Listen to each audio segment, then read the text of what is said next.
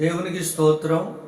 నా ప్రియమైనటువంటి సహోదరి సహోదరులారా, మరి ప్రస్తుత కాలంలో జరుగుతున్నటువంటి ఈ పరిస్థితులు చూస్తున్నటువంటి సందర్భాన్ని బట్టి ప్రతి ఒక్కరూ ఆత్మీయ బిడ్డలు గమనించవలసినటువంటి ఆధ్యాత్మికమైనటువంటి సత్యాలు పరలోకపు తండ్రి దైవ గ్రంథంలో ఎన్నో విషయాలు రాసిపెట్టాడు. దీంట్లో జరుగుతున్నటువంటి ప్రస్తుత పరిస్థితులను చూస్తున్న దాన్ని బట్టి లేఖనాలు కూడా ఒక్కసారి 2-3 రిఫరెన్స్లు మనం చూద్దాం. ఈ యొక్క పరిశుద్ధ గ్రంథములో 148వ అధ్యాయంలో 8వ వచనంలో ఈ విధంగా రాయబడి ఉన్నది: అగ్ని వడగండ్లారా, హేమము ఆవిరి, ఆయన ఆజ్ఞను నెరవేర్చు తుఫాను. ఇక్కడ రాయబడినటువంటి వాక్యము, దేవాది దేవుడు పరలోకమందున్నటువంటి తండ్రి ఆయన నామాన్ని గణపరచమని, స్తుతించమని, ఆరాధించమని ప్రతి మనిషికి, భూమి మీద ఉన్నటువంటి మృగాలకు కానీ అగ్ని, ఆవిరి, హేమము, లేక ఆయన ఆజ్ఞను నెరవేర్చే తుఫాను. చూడండి, ఇప్పుడు చూడండి, ఆయన ఆజ్ఞను నెరవేర్చే తుఫాను ఈ ప్రకృతి వికృతంగా మార్చబడి, చూడండి, మన దేశం మీద, రాష్ట్రాల మీద వచ్చినటువంటి తుఫాను బట్టి ఎంత బీభత్సమైనటువంటి పరిస్థితి. అనేక చోట్ల మునిగిపోయి అనేక మంది చనిపోతున్నటువంటి బాధకరమైనటువంటి పరిస్థితి. నిజంగా చిన్నపిల్లలు చనిపోతున్నారు, యవనస్తులు చనిపోతున్నారు, వృద్ధులు చనిపోతున్నారు. భయంకరమైనటువంటి పరిస్థితులు లోకంలో జరుగుతున్నాయి. ఇవన్నీ జరగడానికి గల కారణం ఏంటంటే, మనిషితో దేవుడు ప్రేమతో చెప్తున్నాడు, మీరు నన్ను స్తుతించండి, నన్ను ఆరాధించండి, నా వాక్యానికి లోబడండి అని ప్రేమతో తన లేఖనాల్లో నుంచి చెప్తూ ఉన్నాడు.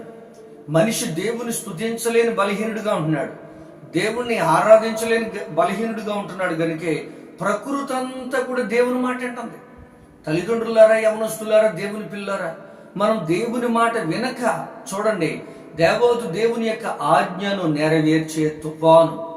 ఈ తుఫానును బట్టి చూడండి, పట్టణాలు మునిగిపోయి, పల్లెలు మునిగిపోయినాయి, ఎంతో వ్యవసాయ భూములు అంతా నాశనం అయిపోయి, చూడండి ఎన్ని కోట్ల నష్టమో. చూడండి, మనిషి చేసినటువంటి తిరుగుబాటు. దయచేసి వాక్యాన్ని వింటున్నటువంటి దేవుని పిల్లలారా, మనం దేవునికి భయపడే వారికి ఉన్నప్పుడు సృష్టికి దేవుడు ఆజ్ఞాపిస్తాడు. తప్పకుండా సృష్టి మీద కూడా ఒక గొప్ప అధికారాన్ని దేవుడు మనకిచ్చాడు. మనం దేవునికి లోబడి ప్రార్థించే వారికి ఉన్నప్పుడు నిజంగా దైవ గ్రంథంలో కూడా ఆయా సమయ సందర్భాల్లో భక్తులు అనబడిన వారు సృష్టినే శాసించారు. నేటి దినాన్ని మనుషుడు బలహీనమైనటువంటి తత్వముతో సృష్టికి నమస్కారం చేస్తున్నాడు, సృష్టికి భయపడుతున్నాడు, కానీ దేవునికి లోబడలేనటువంటి బలహీనుడిగా ఉంటున్నాడు. ప్రతి ఒక్కరూ ఆలోచన చేయాలి, మనం దేవునికే భయపడాలి. అందుకే ప్రకటన గ్రంథంలో 14వ అధ్యాయంలో 7వ వచనంలో ఈ రీతిగా రాయబడి ఉంది: అతడు మీరు దేవునికి భయపడి ఆయన మహిమపరచండి, ఆయన తీర్పు తీర్చే గడియ వచ్చిన కనుక ఆకాశము, భూమి, సముద్రము, జలధారలను కలగజేసిన వానికే నమస్కారము చేయడని గొప్ప స్వరముతో దేవుని దూత చెప్తుంది. అంటే మనమందరం దేవునికి భయపడాలండి. జలధారలు కలగజేసిన వాడు మన దేవుడు, సమస్తాన్ని నిర్మించిన వాడు. ఆయనకు భయపడి ఆయన్ని సేవించేవారుగా, ఆయన కనపరిచేవారుగా ఉండాలి. కనుక ప్రతి తల్లిదండ్రులు గమనిద్దాం, సృష్టిని చూసి దేవునిని లోబడదాం, దేవునికి నమస్కారం చేద్దాం, దేవుని ఆరాధిద్దాం. జరుగుతున్నటువంటి దుఃఖకరమైన పరిస్థితులు చూస్తూ కూడా మనం లోబడలేని పరిస్థితితో ఒకటిగా దేవునికి లోబడి దేవుని ఆరాధిద్దాం. దేవుడు ఈ మాటలు మన వినికిడిలో ఫలింపజేసి ప్రభు ఈ సమస్యల్లో ఉన్నటువంటి వారిని ఆదరించి బలపరచును గాక. ఆమేన్.